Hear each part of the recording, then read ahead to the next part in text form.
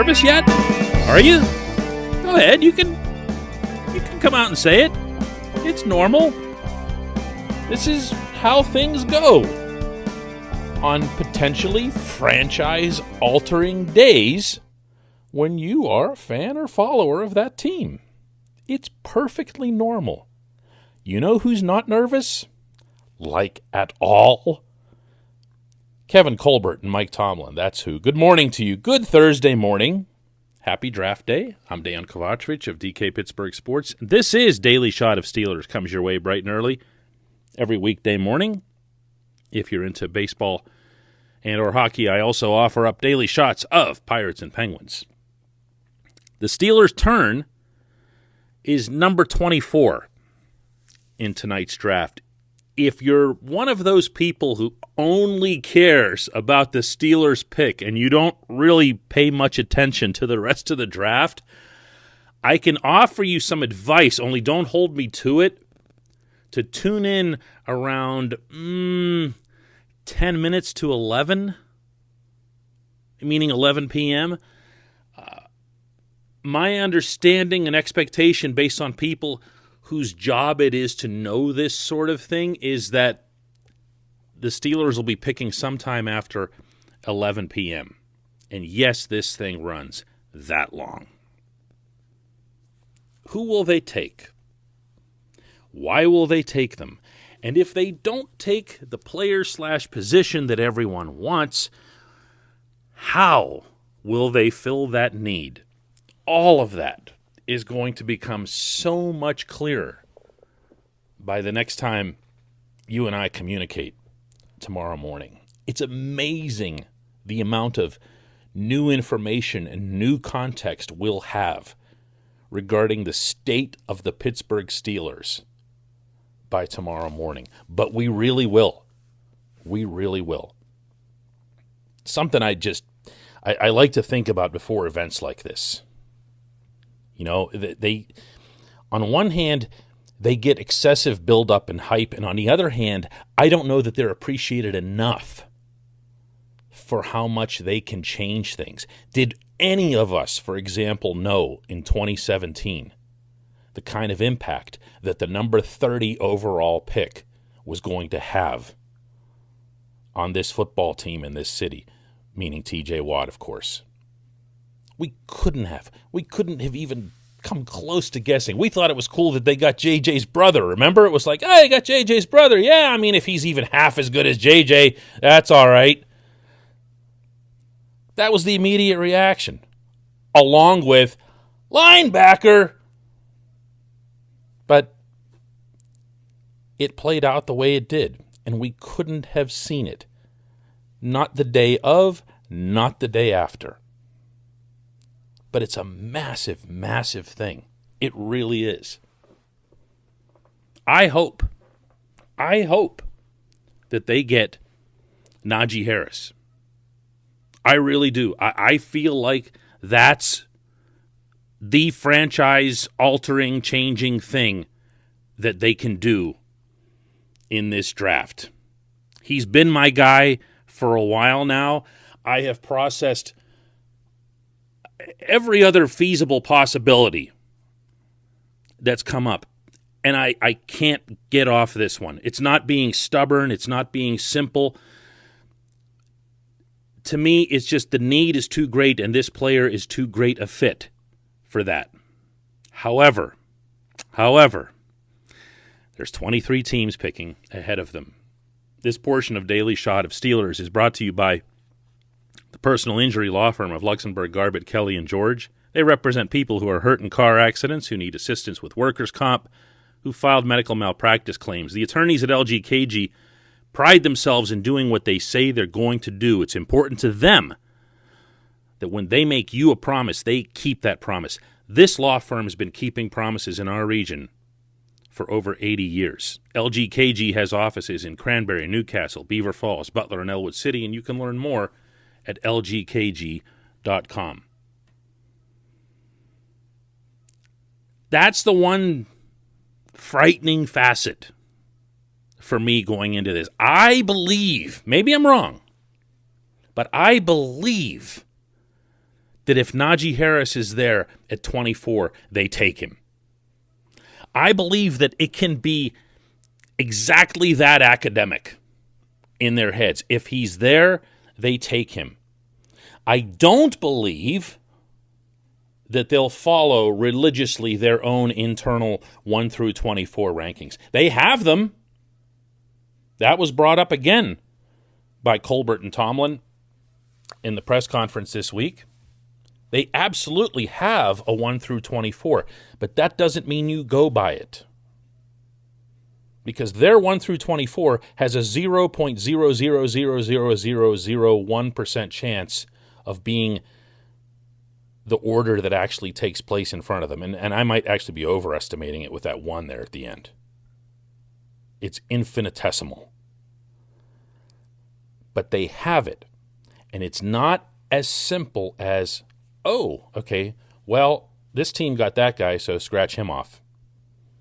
This team got that guy, so scratch him off. It's not like that. You still have to look at need. And this team has left itself in a position where it has no running back 3 months after the owner of the franchise said that the number one priority of the offseason was going to be addressing the running game. That doesn't fly. As Tomlin said himself on Monday, Mr. Rooney is the boss. There aren't too many occasions in which owners like to get involved in football decisions, or really in any sport. But this owner is involved to the extent that he's not uncomfortable overruling something this massive. And he's got one really healthy precedent, meaning Art Rooney does, in that it was his dad that overruled Kevin Colbert and Bill Cowher and said, nope, I want that quarterback. And that's how they got Ben Roethlisberger. I don't even remember the name of the dude they were going to end up with if the late Mr. Rooney hadn't done that. Franchise-changing, franchise-altering stuff. You know? I'm not helping with your nerves, am I? But it really is. It really is. I don't believe for a second that they'll follow a 1 through 24. I do believe that they'll get Harris if he falls. But what if he doesn't? What if he doesn't? We know for a fact that there are teams in the market for a running back. The Dolphins haven't exactly done a great job of keeping that a secret. But there are others. The New York Jets, we've heard that the Bills might move up. Or the Bills just might wait their turn and see who's left. But there are teams that are looking for help at that position. And even though it's not considered to be a great class for running backs, and that applies in two senses. One, there's no Saquon Barkley type that you would say absolutely has to go in the top 10. And two, after you get past this first little wave of Najee Harris, Travis Etienne, Javonte Williams, you got to wait a while. You got to wait a while. And what are you waiting for while you're waiting? Because if you're hanging on until the third round or the fourth round, not to be mean here, but you're going to end up with Benny Snell 2 or Anthony McFarland 2. Because that's what those guys are. They're third round, fourth round picks. And are you really adding anything to your running back room other than, whatever, more competition? You need to get yourself a real live running back, and you need to get yourself one of these three guys. But at what cost? At what cost? Consider this. Let's say Harris goes ahead of the Steelers. And they're thinking probably, let's hang on and see what's going on with Etienne. Let's see what's happening with Javonte Williams. Or, at the same time, one of these offensive tackles or one of these inside linebackers starts falling, and they start salivating about either one because they know, hypothetically here, that this player who's falling is a better football player than this secondary or tertiary option that we have at running back. A better football player. It is so hard to sell talent evaluators in any sport on the idea that the position trumps the talent. They'll go for the better player. Or they'll at least want to go for the better player. Do you hear all the different variables that are in this? Because again, Mr. Rooney is the boss. I hope it happens. I hope Harris falls. I really do. To me, there's a beautiful match to be had there. I'm not concerned about the short lifespan of a running back, which is one reason that teams kind of stay away from these guys in the first round. If the Steelers get 5 excellent years out of Najee Harris, I don't care if they offer him a second contract or not. To me, that's a good first-round pick and a worthwhile first-round pick in some pretty significant years for the football team. We don't know that the Steelers are always going to have a competitive defense like this. We don't know how long they're going to have Ben Roethlisberger at quarterback. We do know that they need a running back right now. We do know that they've backed themselves into a corner, basically, where they have to get one in some form or other. This is the best way to do it. Here's hoping it happens. When we come back, just one question.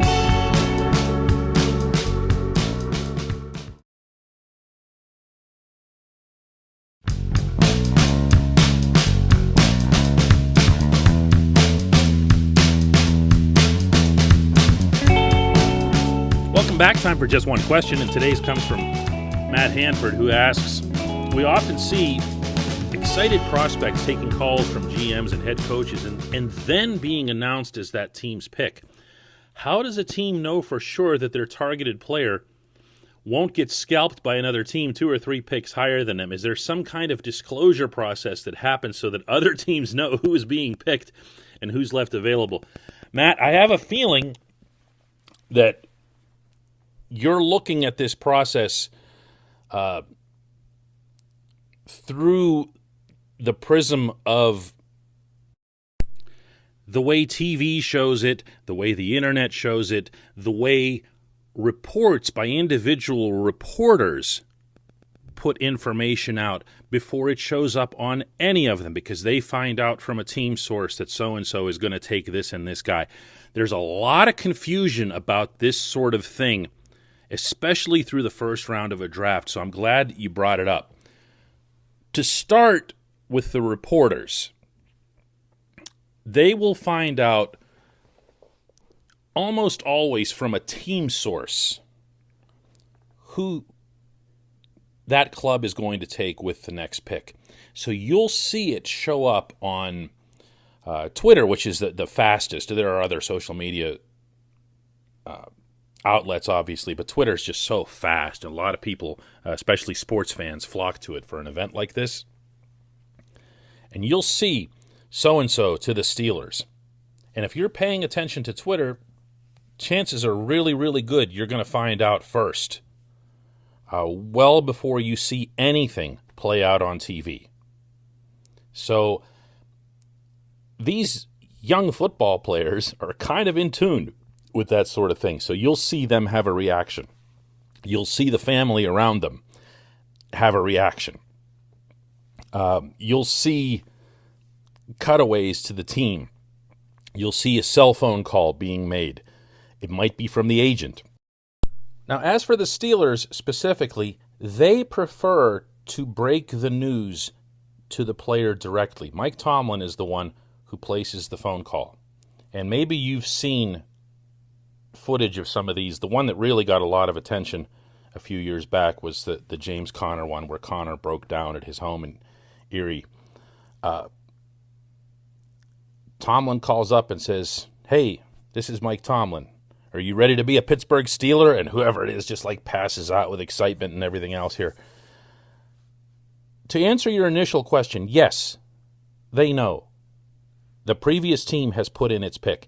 And no, there is no information sharing between the teams. And for anyone who thought that that was a silly question to ask, if you're listening to this, it actually wasn't. Because there was a time when teams did know who was going to be taken. There really weren't that many secrets. They just figured, we need this position, they need that position. In Major League Baseball, that was common practice up until about 6 or 7 years ago. I kid you not. Everyone knew who everyone else was taking. It was kind of like an unspoken agreement. Can we just all agree that this is the guy we want? All right, so we're slotting here. We're taking that guy. You're taking that guy. Everybody knew. Even in the very first round, everybody knew the entire first round before it even started. Crazy stuff. The first round would take, and this is something else to think about while watching tonight, the whole first round in baseball would take like 5 minutes. I'm not kidding. It was just boom, boom, boom, boom, boom. And you're like, really? But that's how it went. That's not how it goes anymore. TV loves drama. And sports leagues love TV ratings. So this is now being played out. It's a soap opera. You'll see all these players' lives and backstories and lots of piano and violin and everything else. And yeah, they do want you to see and hear these moments. But no, there's no information sharing at all among NFL teams or any teams anymore. Good question, Matt. Great setup for tonight. I hope everyone has fun. I hope everyone celebrates responsibly when they get Najee Harris, and we'll be back here tomorrow to talk about it.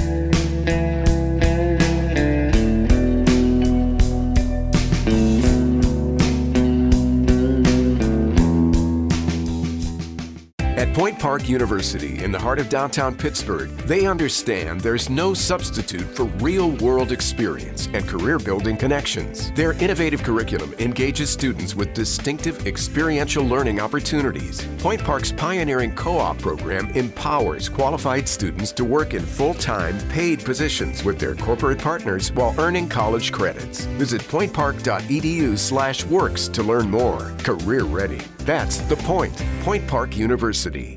Your front door, your car, your gym locker, your gun. Safety is a habit. Learn more about how to keep guns safe and secure. Visit projectchildsafe.org.